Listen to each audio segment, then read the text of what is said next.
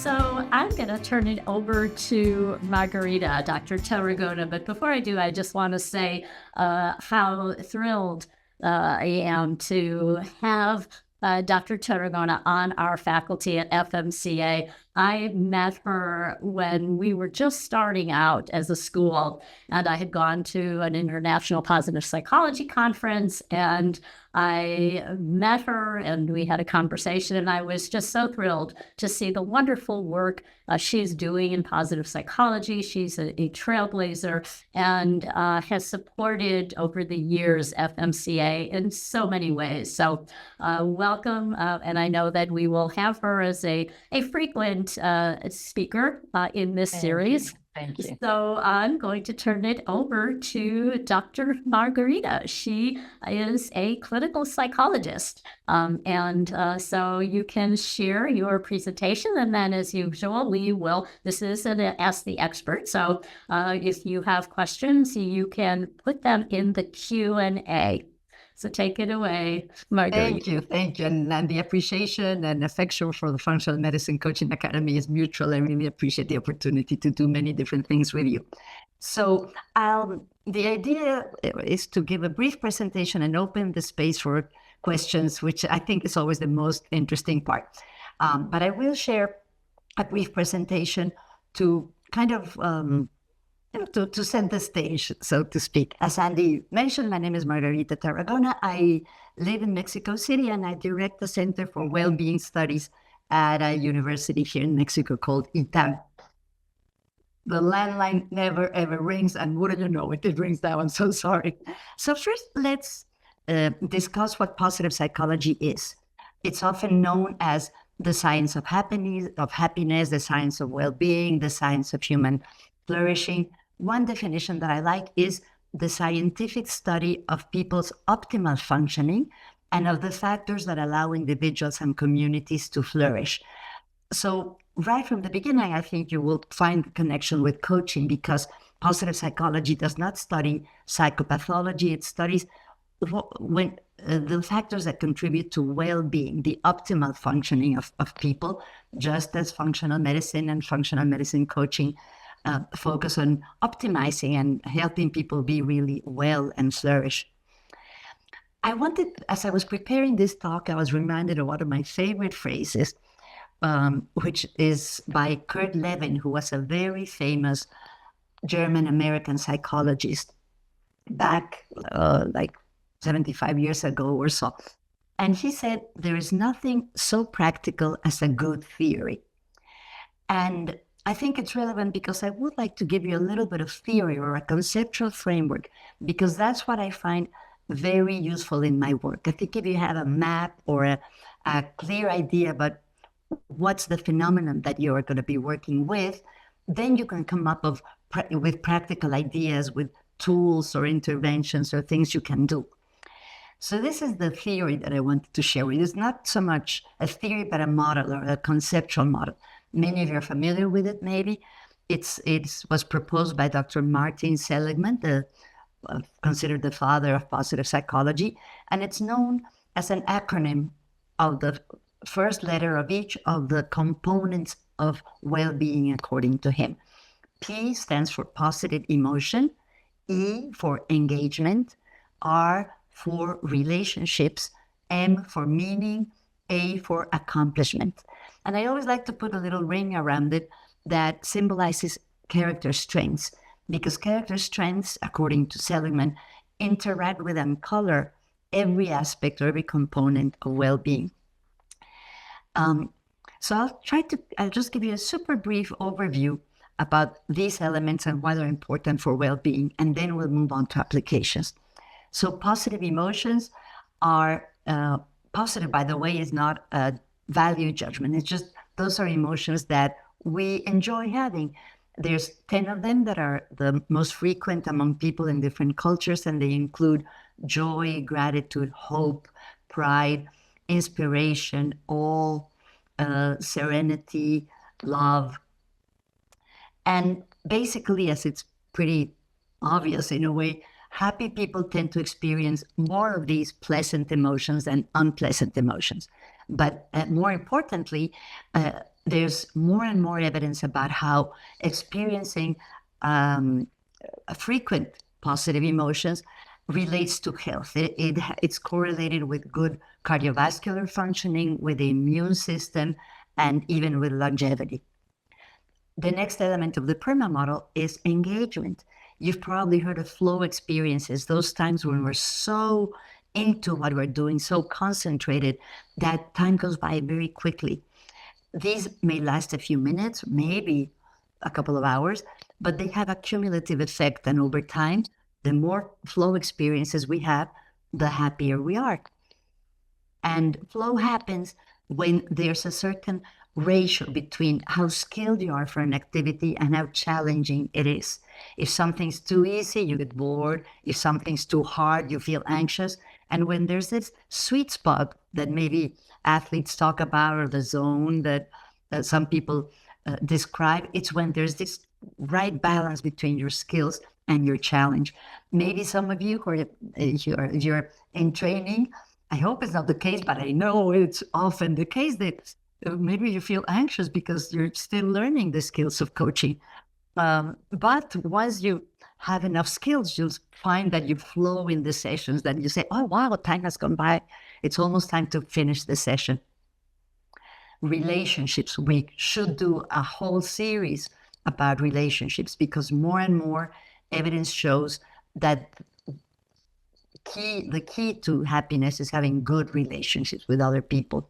This also correlates with physical health, with longevity, with satisfaction with life, with meaning in life.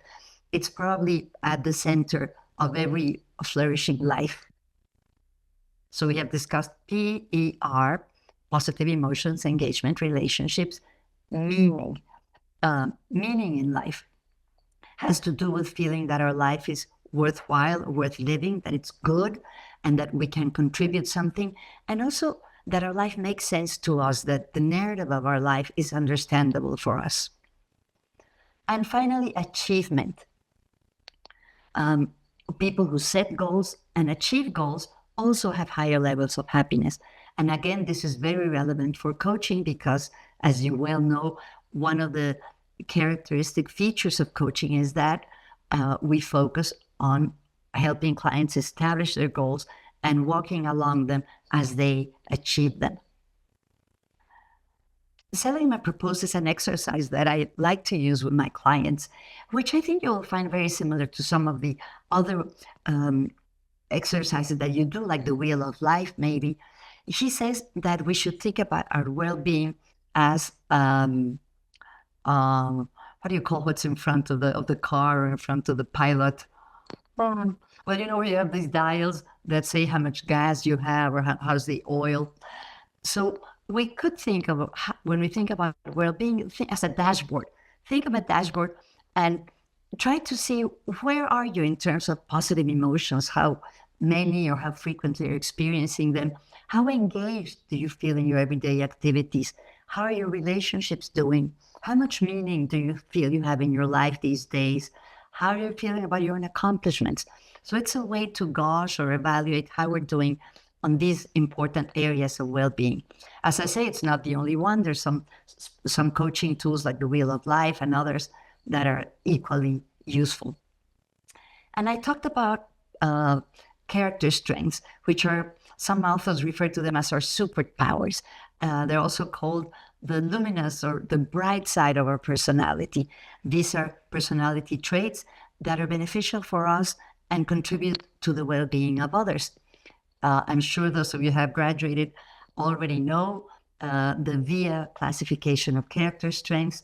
It's a classification of 24 character strengths that is a source of many rich conversations with our clients and really transformative experiences for our clients.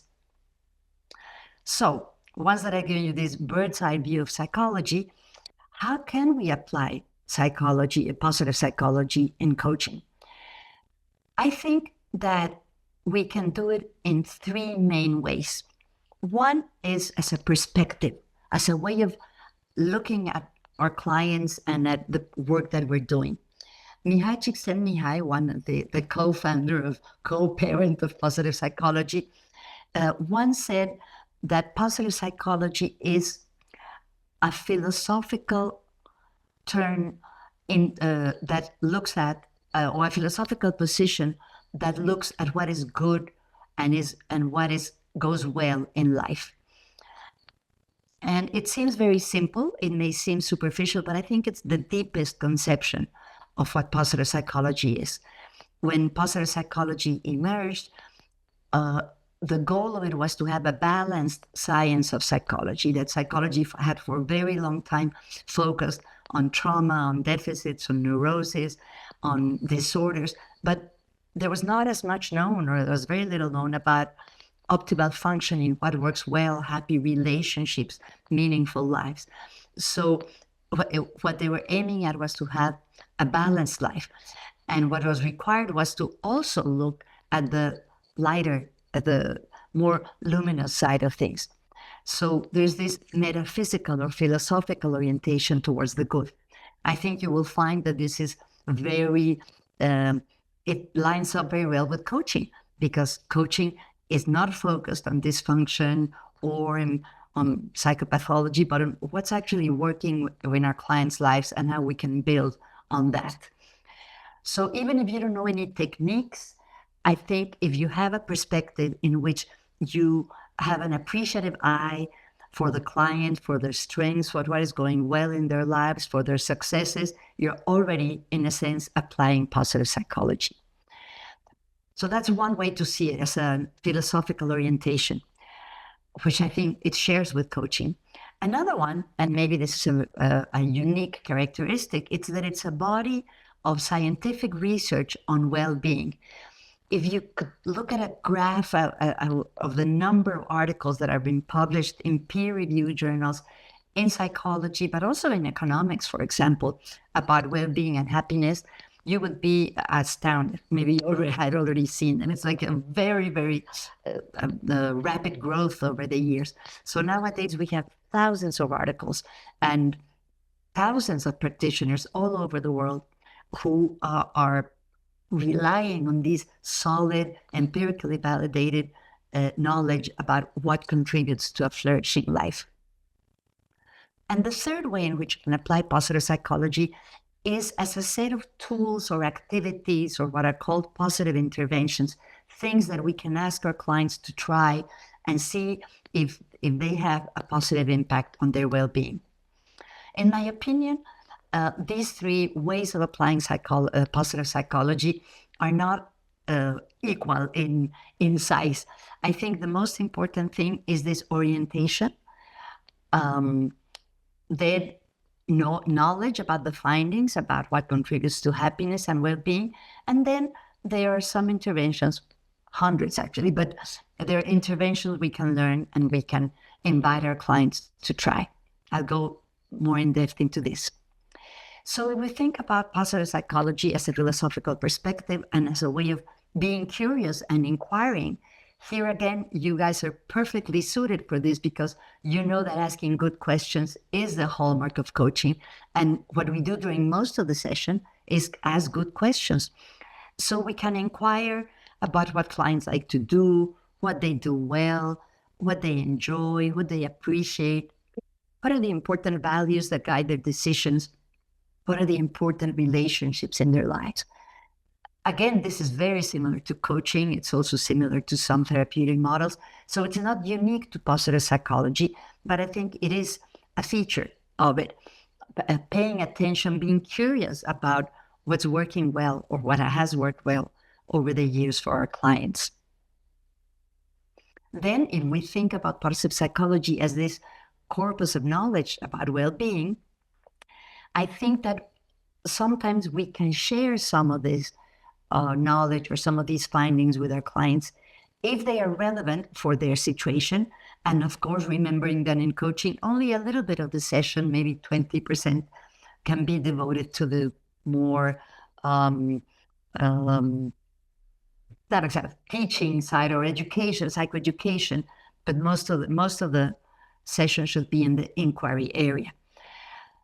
But if it is relevant for the client, maybe we can share some evidence. For example, I was working with a client once that was was going through a life crisis, and she said, well, she actually retired and she really missed her friends and she had kind of lost her sense of purpose. And she said, but there's one thing that I do keep on doing, and that is I will not sacrifice my walks around my neighborhood. I continue to walk every day. So I said, well, that's great news because, there's research that shows that exercising and walking really is very helpful to boost our mood and to be in a good mood. So it's little things like that. Or I was working with another client who was having problems in the family and did his VIA character strengths test, and turned out that forgiveness was an important strength of his. So I said, well, it's been shown that forgiving is really good for our well-being. So it's not like I give a lecture and cite the exact page of a finding, but it's just bringing into the conversation something that might be interesting for the client and that may reinforce or and sometimes question what they are thinking about some aspect of their well-being. The third aspect are positive interventions. What are positive interventions? The initial definition of positive interventions, these are activities that clients can do, was that a positive intervention is an intentional act, that is that you do it deliberately, based on research, that's the hallmark of positive psychology, to increase well-being in non-clinical populations. I want to mention that the founders of positive psychology, when they were first beginning to think, where will we apply this knowledge about well-being? They said that the natural habitat for positive psychology would be coaching, because coaching works with non-clinical populations. Over the years, as positive psychology has been proven to also work with clinical populations, for example, with people with depression, there has been a modified definition that says that these are intentional activities to increase well-being, hedonic or eudaimonic. Hedonic is the well-being that has to do with how we feel, with feeling positive emotions, with enjoying and savoring life. And eudaimonic refers to the part of life that has to do with meaning, with leading a virtuous life, with contributing to society. So there's hundreds of positive interventions. I wanted to mention today just 5 that are the ones that have been researched the most. But I will tell you more about where you can find many, many more. Perhaps one of the most researched positive interventions is keeping a gratitude journal. This is an exercise that my students at the university are doing this week, by the way. It's just choosing a notebook or something that you like where you can write, and every night writing 3 things that you're grateful for. You can do it every day for a couple of weeks or once a week for about 2 or 3 months. Or some people, like Tal Ben-Shahar, famous positive psychology professor, he's been doing it every day for over 20 years. What's important is not to do it just automatically, but to really sit and think a little about what you're grateful for. Another variation of this is something called 3 blessings, 3 good things, or what went well. In this case, you write down every night 3 things that went well that day, and also why. The why is important. It comes from the cognitive behavioral tradition, because if you can say, well, I got to work on time. Why? Because I got up earlier. Then you can see what was your part, the part you played in that thing that went well that day. Another one that has to do with gratitude is the gratitude visit. This is more elaborate. It consists of thinking of a person for whom you feel grateful, that you haven't expressed that gratitude to, and planning to get together with that person if the person is alive and maybe near the place where you live. So you write a letter in which you, in detail, explain what you're grateful for to that person. And then when you get together for coffee or for breakfast, you read it out loud. It's been shown that this originally was designed to study the person who writes it, but it turns out that the recipient of the letter also has a boost in positive emotions, and it has a very quick effect in improving people's well-being in terms of the one that writes the letter. A very powerful positive intervention is using a strength differently. In this case, after your client has taken the VIA test and you have explored together in a session their reaction to their top strengths, you ask them to choose one of their top strengths or signature strengths, to identify how they tend to use it, and then for a week to experiment using that strength in different ways.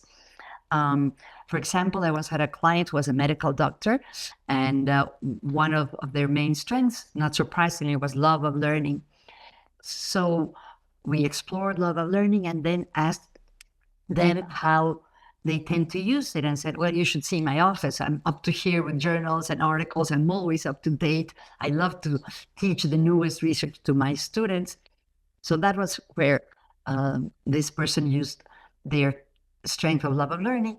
And when I asked them to, for a week, 2 weeks actually, try that strength in different ways, they decided to use them learning more about the kind of music that their children liked, because they didn't like it. And they started to ask questions. Well, why is this band so famous? Why is this bass player considered one of the best in the world? And it really had an impact on their relationship with their children. And another intervention that has been proven many times is called random acts of kindness, in which the person chooses one day and in that day does 5 random acts of kindness. This is just like a sampler to give you a taste of what these kinds of positive interventions look like. I wanted to share a specific article that is pretty recent by Barbara Fredrickson and her collaborators, which is about the effects of positive psychology interventions on physical health, which I think is very relevant to your work as functional medicine coaches. Fredrickson and collaborators found that when people did some of these positive psychology activities or positive psychology interventions, such as a gratitude journal, or a gratitude jar, a gratitude visit, mindfulness practices that I didn't mention, but practicing mindfulness, meditating, and also doing activities that promote life purpose, either contributing to causes, journaling. They found that these kinds of activities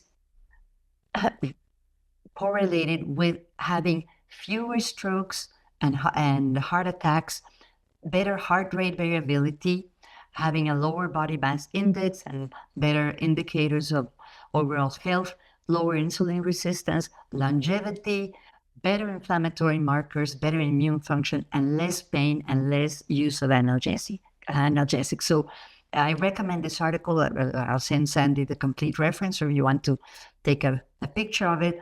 I think it's very, very impressive. Okay, so as I said, there's hundreds of positive psychology interventions.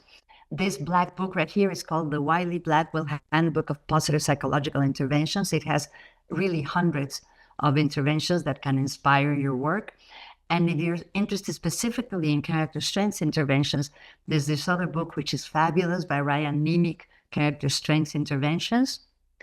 And then there's a lot of good quality self-help, or books that are not written for academic audiences, but for the general audiences, that are excellent. And I think that sometimes I think of accompanied self-help, because maybe sometimes I recommend to my clients books or podcasts that can build on what we already discussed and maybe we didn't have enough time to discuss in the session, or just because it may reinforce their efforts or what they're doing.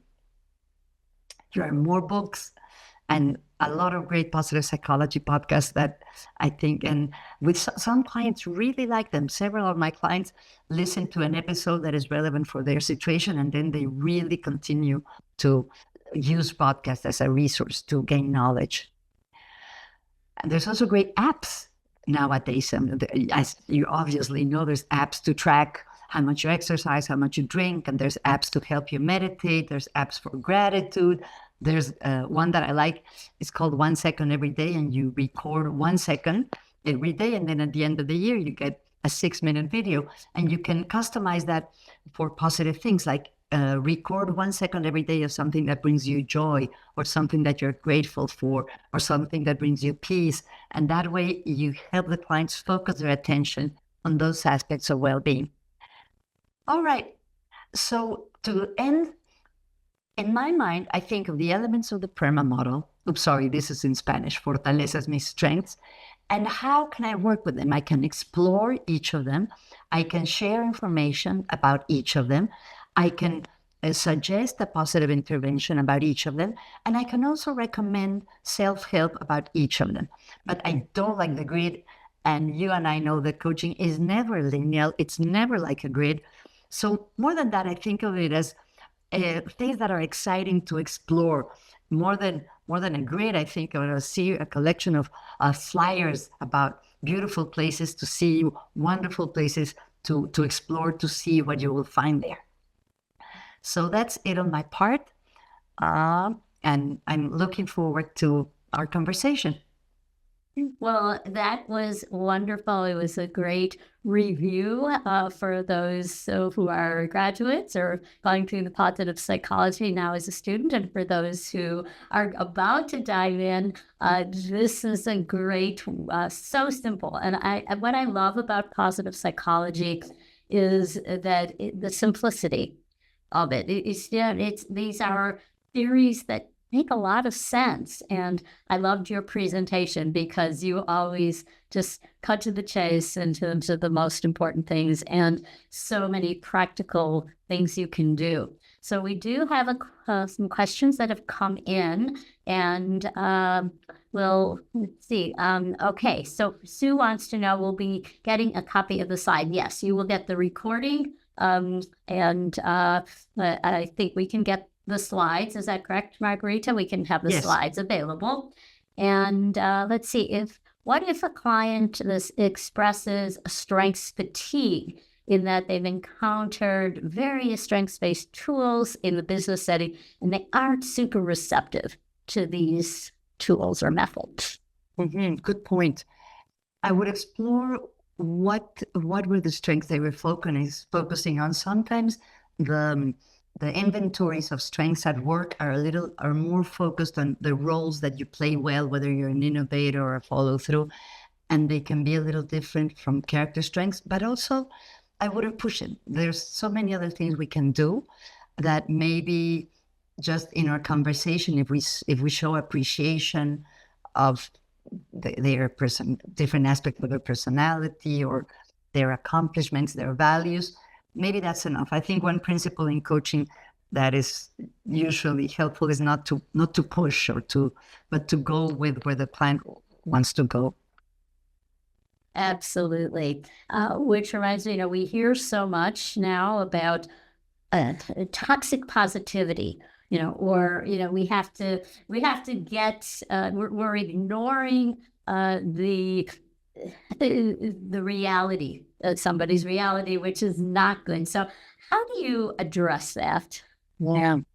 I find that interesting because as far as I know, toxic positivity is a term that has emerged more in the popular culture than in the field of psychology itself. And it refers to what you just described. My sense is that that's a misunderstanding about positive psychology. Positive psychology is not about always being happy, always having a smile on your face. It's about what's a full, flourishing life. And that includes sadness and anger and many, many other difficult things. But at the same time, there's resources that have emerged from, for example, the study of resilience. What can help people bounce back after difficulties? The study of grit. What helps people don't give up and continue pursuing their goals in their heart and their long term. There's even positive psychology applied to grief and loss, which is an unexpected place. So I think that it's not about ignoring. And also, it might seem counterintuitive, but happier people face difficulties more. They don't evade them as much as, I'm sorry, I'm not talking about happier, but more optimistic people face challenges. They don't evade them. Pessimistic people tend to evade them more. And people who are happier tend to do more for worthwhile causes, whether it's the environment or to be more engaged in their citizen organizations. So I think it's simplistic, and I don't think any good positive psychologist has ever written about, wiping pain away from everybody. Yes, absolutely. It's like the full spectrum of emotions. It's Exactly. acknowledging that it's like the song from A Chorus Line, the sweetness and the sorrow. Sorrow, It exactly. is, And it is, that's a full yeah, life. it is acknowledging the fullness, the richness of the human experience, Right. which is both. And we know Viktor Frankl writes about that, means built to meaning, and often we get meaning, we get post-traumatic growth Right. and have resilience and the also the question that came in is when we hear a lot. So how do we recommend introducing these tools if your client is really struggling or suffering? And that comes from Jill. Well, if they're really struggling or suffering, they may need to be referred to therapy or psychiatric care. I mean, if they already have that, um, I think then it's a matter of choosing what tool. Let me think. I'm thinking out loud. For example, there's evidence that writing about a traumatic experience 3 days in a row for 15 minutes a day can help people overcome that traumatic experience. But I would be very careful with that in a coaching context, because I think that might belong more in a psychotherapeutic context. Um, Let me think of others. For example, maybe just journaling, which maybe is not only positive psychology, but it's one of the tools that can be used. And people can use their writing to make sense of what they're going, and also to experience a cathartic experience. Or they can be things, for example, how to encourage their social support. Either call a friend or join a club. So I guess it depends on the specifics of the person. Again, it's not a matter of forcing anything on them, but to suggest that I like to suggest these activities as experiments and see what it's like. To go into them with an open mind. They may not help, and maybe they do help. The research shows that there has to be a good fit between the activity and the person. So not all of these exercises help everybody. And if not, what I said earlier, I think what's most important is your position vis-a-vis your client. And if they're not right now open to experimenting with activities, that's okay. It's what happens for me, what happens in the coaching conversation is the most important part.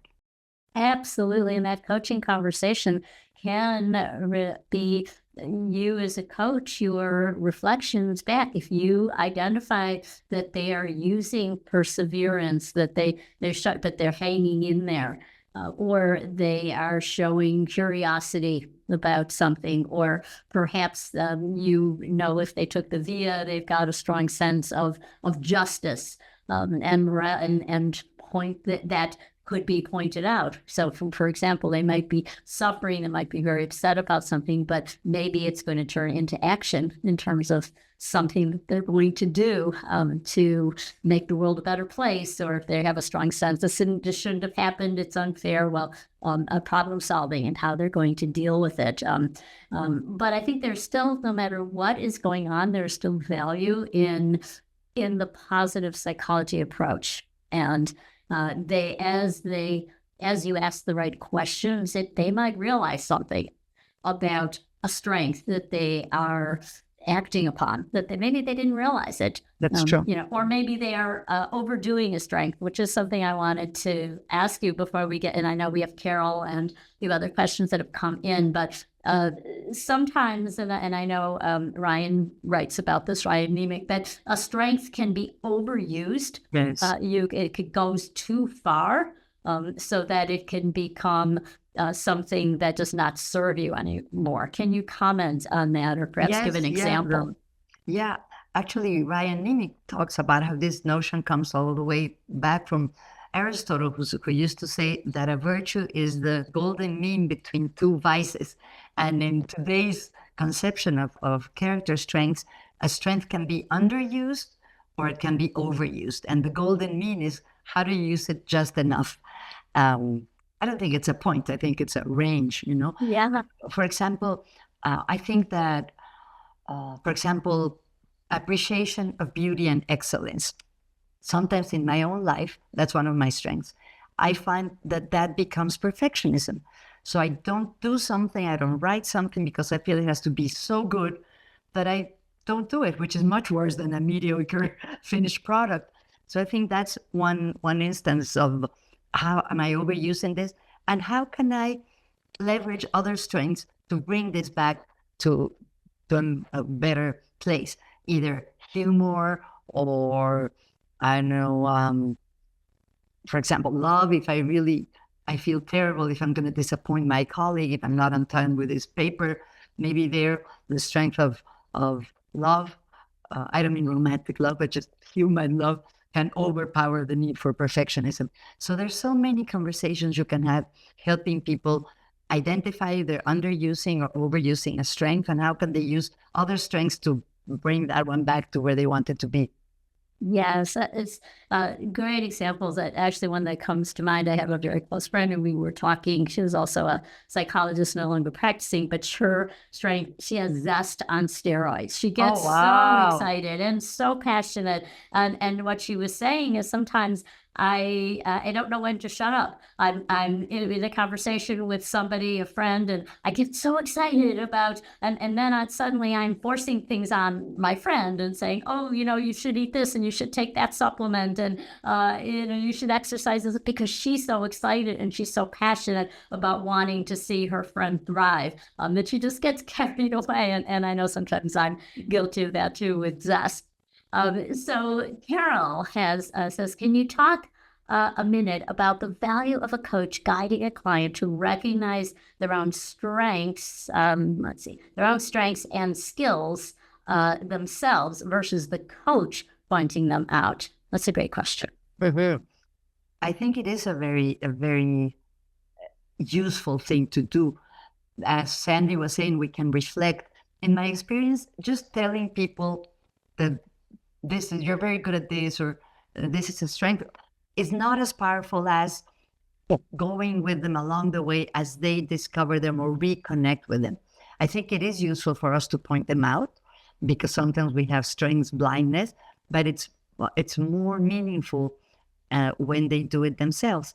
So that's why things like the VIA inventory are so useful, because it engages the person in that their curiosity about themselves. And then once you have the results, if you do a good debriefing, I don't know what the word would be, but if you go through the results together and you're curious about them and they are curious about them, it's like opening a box of possibilities. So if you can, I think it's useful. It doesn't mean that it's not useful also for you to point them out, because sometimes people don't see their strengths in the same way. Yeah. Strength spotting. So if they're going to gauge, and they're going to, at the end of the day, strength spot, what strengths did you use? And sometimes having a worksheet or something, very simple where they can gather their thoughts about it, or what strengths will you use today, and reflecting back.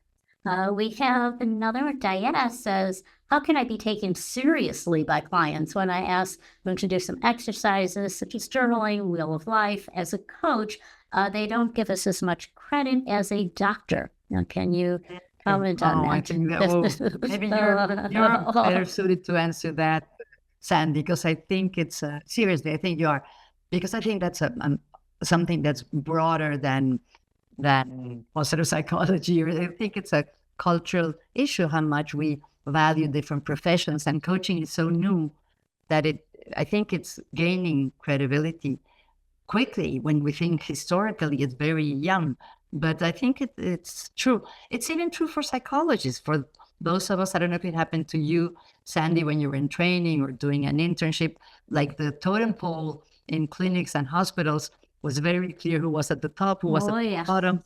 So, but what a good question. What do you think, Sandy? Yeah, I think that it starts with your own perception of how you are there to serve that client. And if you are truly listening and asking questions and showing that your clients are heard, then what I think will happen is that you will be trusted, and that will go a long way. I've seen in my whole career that in fact, it just happened the other day. I was talking to someone and she was asking for some referrals. And she said, "Oh, don't give me anyone with too many letters behind their name. I don't want any. I don't want any." I mean, my experience has been, and the ones that are the heads of the academic departments, the heads of the departments at the hospital. They have the worst bedside manner. They won't take care of you sometimes. And that often has been my experience too, where just because somebody has credentials or they're the doctor, they might not be the one who's going to serve that individual at the highest level or pay attention to what they really need. Now, that's not always the case, but there always is that pecking order. And I think that it's our job to override it. And that's where we use our character strengths as coaches. And we feel, we have love of learning. We have curiosity about what's going on with our clients. We show kindness and love and humility. And so those are all factors that will result in your being seen as somebody who is so valuable in this relationship. Any other thoughts, Margarita? No, I really like what you said. I think that as some part of it is a systemic problem in terms of the system of the health and mental health field. But I agree with you. A lot of it is how confident you are in yourself and how your clients value you. And you made me remember how many famous people nowadays, like in the media, say that they have a coach. And I think that's one of the ingredients that helps validate the profession, that very well-known people acknowledge the role that coaches play in their lives. Yes, absolutely. It is a growing profession. Okay, Deb said, can stressing proactivity be an important aspect of positive psychology? How interesting. The term, I don't read the term proactivity so much, but there's a lot of concepts that I think are synonymous. For example, there's a lot of emphasis on agency, on the sense that we can be on the driver's seats behind of our car, of our lives. So personal agency, self-agency is very important for well-being, and of course is very important in functional medicine coaching. Which other I was thinking, for example, there's a very important theory that's one of the most influential theories about impersonality and motivation, which is called self-determination theory. And it posits that we have three main psychological needs: the need to be competent, to know that there's some things that we can do well, the need to be autonomous, to make our own decisions, and to be connected to others. So I think that's very similar to what you're talking about in terms of being proactive. Thank you. Okay, Daniela. Yes, she said, I find that when I tell them that my job is to listen to them and pay attention to what they are experiencing and walk with them their path, they sometimes tell me more than they tell the specialist. Probably. Yes. Probably. Yeah. Because the questions you ask, I can bet that most of the time are unique or different from what the specialist asks. Yes, absolutely. And I think one of the themes, what I love so much about a positive psychology perspective is the idea that you are not broken. And the way I often describe the medical system and the traditional way of practicing as a psychologist, for example, it's all about you're broken. We have to arrive at the diagnosis in the DSM. We have to diagnose whatever physical condition, and the timeline is all about what's wrong with you or what was wrong with you. And what trauma did you have? And so it's easy to slip into that perspective of there's so much wrong with me and I need to be fixed. Whereas positive psychology offers that hope. And it's what's, as Dr. Robert Luby likes to say, what's strong with you. And he I he love that. was converted to positive psychology because his wife went through FMCA a number of years ago. Really? He Wow. is one of the directors of medical education at IFM, is a Wow. functional medicine physician, but he loved it so much. What he learned from her was he completely reworked his practice to say, what's strong with you, when he That's does a a consult now with his wonderful patients. phrase. Wow, I love that. I love that. All right, let's see. And I hope I don't butcher your name, but it is Loredana. And my eyes are maybe not as good as not at my rig. Let's see. How do you know when to use a positive intervention versus referring a client to a psychologist or psychiatrist? Where does that fine line lie? Yeah, and generally speaking, is it better to integrate interventions throughout the entire coaching process as an ongoing element, or to apply them only when needed? Could keeping them ongoing ever risk being too much for the client? Very good points. In terms of interventions, I think I see them as the condiment of coaching, not as the main ingredients. So use them sparingly. It's not like this week you do this, next week you do that. I do like, for example, to use the VIA survey of character strengths early on in the process, because then I think of it kind of like a background that's there, that's present, and we can refer to it oftentimes throughout the process. In terms of your first question, if the client is depressed or anxious, I would definitely refer that person to a psychiatrist or a general practitioner or a psychologist. It's not that positive interventions are just for when people are feeling bad. They can be for people who are okay, who are coming to see you because they want to take better control of their diabetes or because they want to get fit after 50. And they can be used with them. Actually, that's the main idea, to use them with your regular coaching clients, and the criterion for referral are the same that you would use in your regular functional medicine health coaching.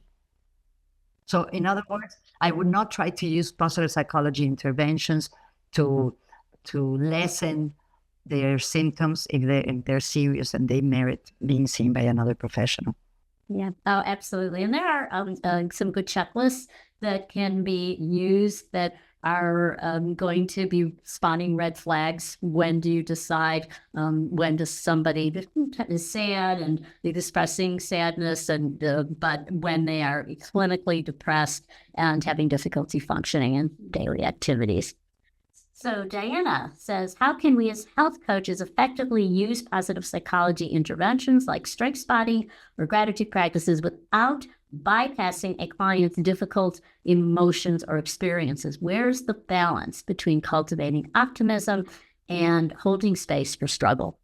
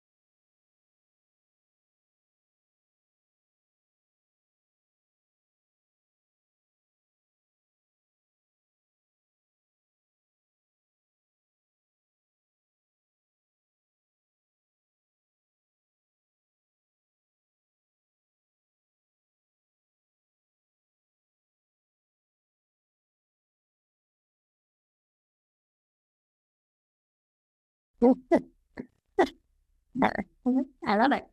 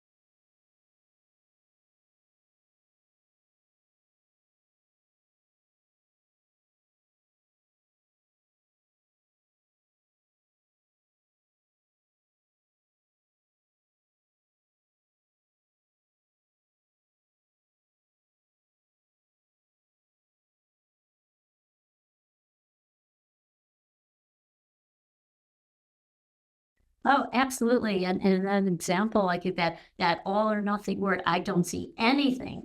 Well, that's often by asking, well, reflect back to maybe one moment when, did you, and then asking questions, did you ever act kindly? Did you ever, and often a strength will come out.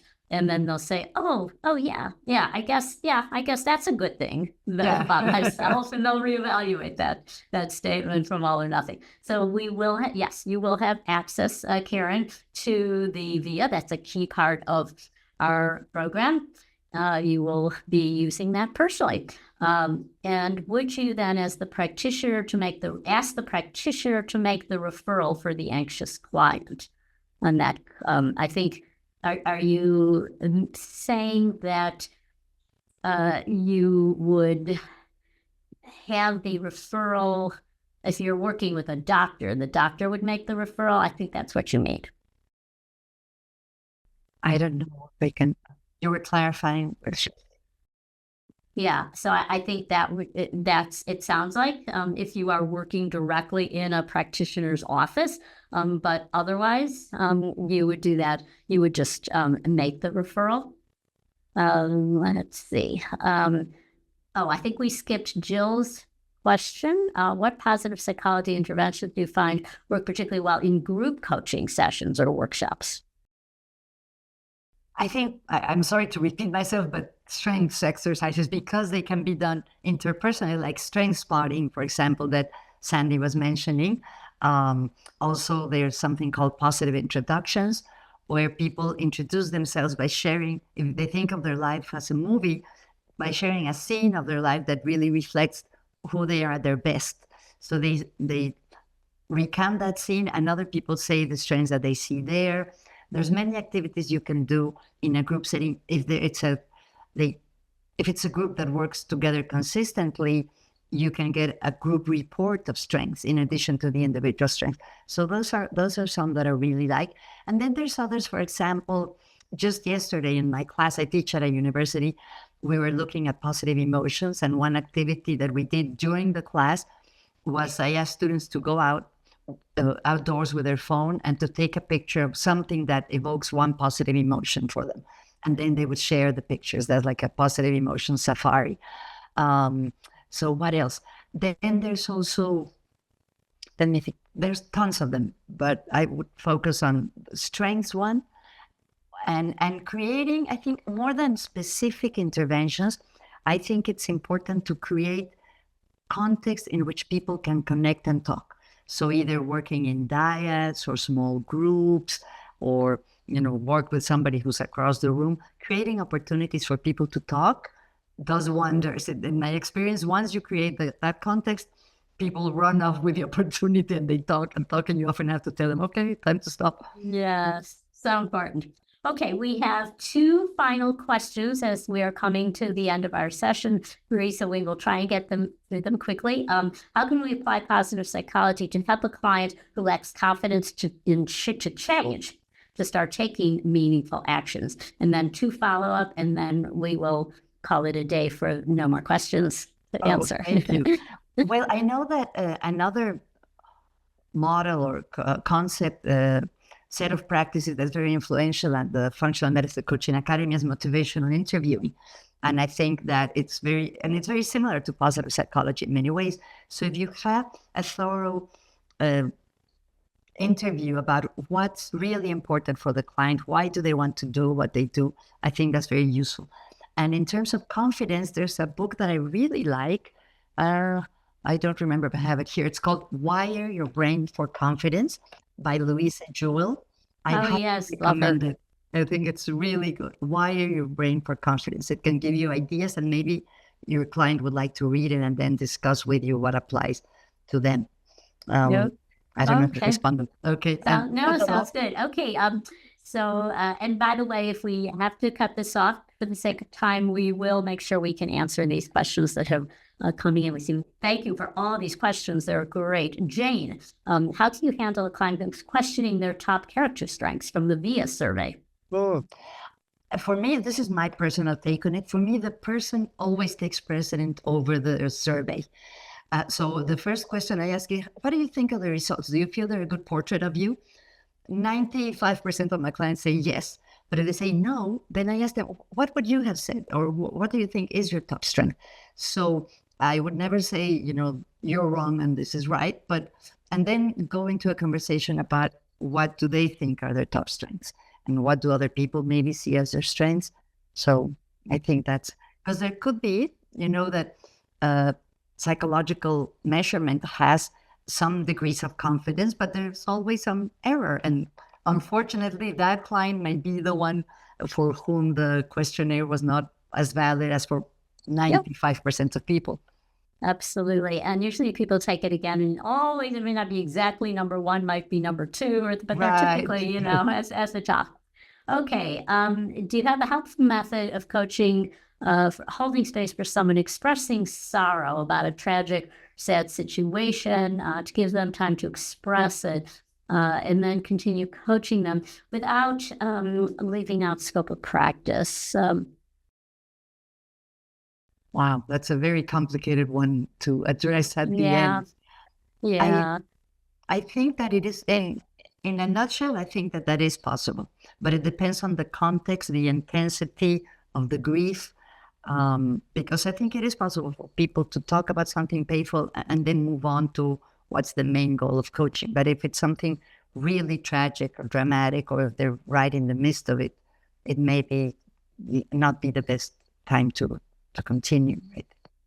And it depends who your level of comfort is, the client. So sometimes if you are very comfortable with your coach, I just interviewed Dr. Amy Apigian, who has a new book, Biology of Trauma, and she says coaches are the best person to work with this. Even she said she firmly believes that she's a physician, but she said coaches really can help people. And it's not necessarily going outside of scope of practice. It depends how you are structuring that encounter and the degree of, again, if somebody is suicidal, if somebody is severely depressed, they need a higher level of intervention. But so this is something we talk about a lot at FMCA. And so doesn't have to be either or. Some people have therapists and health coaches. Right. Okay. And let's see. What book is that? I think of you talking about, it has not been released yet. It is called The Biology of Trauma by Dr. Amy Apigian. And if you can respond, perhaps we will have this and we can get in. So we have somebody who lives in Mexico. And so that would be something that, if we can share those and we can discuss that privately.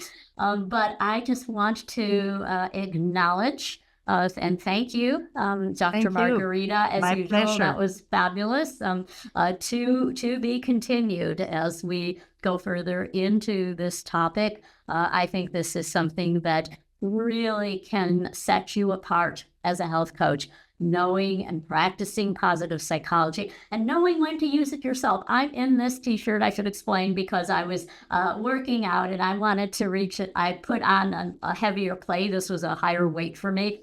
And I made it and I was excited. And I realized what got me to go that extra mile, to lift that heavier weight, which was scary. And it was curiosity. It was, I wonder if I'll be able to do it. No pressure. If I can't lift it, I can't lift it. But I wonder. So it's that sense of wonderment, which often brings people to learning, to change. And you can utilize that as a health coach with your clients, their curiosity as they make these changes.